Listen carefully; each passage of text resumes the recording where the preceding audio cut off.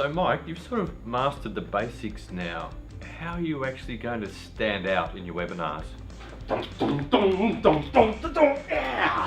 Jeez Mike, that wacky outfit, you know, it might work face to face, and even then I'm not so sure. Really? It's not going to work in a webinar. I think you need my 5 essential tips for standout webinars. Alright. Tip number 1, get a handle on your setup. So face-to-face presenting is all about your venue and your audience, right? Right. But in webinars, it's about your technology and your audience. So I suggest that you log in at least 20 minutes before starting, just so you've got everything under control. Also, you've got to think about the mindset of your audience. So what time of day is it? Are you standing between them and lunch? Are they viewing it at their desktop or in a group situation?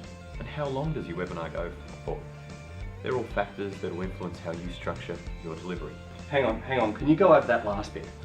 From where? The bit after tip 1. Anyways, tip number 2, always generate great content. Well, that's easy, Phil. I know so much about presenting. I mean, I can give them our 30 tips on how to engage an audience before you even speak, how to get over presentation anxiety, and some of the best moments from my favourite speeches. Whoa, just let's hose that down a bit. It's not about telling them everything you know. It's about telling them what they need to hear. Oh, that changes things a bit. Well, come to think of it, I have seen academics dump a whole thesis on an audience in under 20 minutes. Not pretty. It's madness. Tip number 3, make full use of your technology. So get people to send in questions and comments along the way. Run some live surveys or even switch to a YouTube video on the run.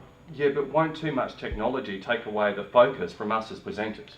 Well, on the contrary, I think it means you're talking with them, not at them. I've also seen webinars where presenters, there's been 2 of them on the webinar. Yeah. What's to go with that? Well, that leads me into tip number 4. So if possible, you always want to have a host or a facilitator working alongside you. But isn't there a risk that they'll get in the way? You know, I've delivered lots of webinars where I've had to focus really hard on my material, and having a host is a godsend. You know, because they can monitor questions or comments coming in, they can analyse your survey results, and they can make any notes for follow-ups. So it's like we presenters are the rock stars and our hosts are our managers. I could get used to that. I'm sure you could. And finally, tip number 5. For your first few webinars, always do a trial run at least one day beforehand.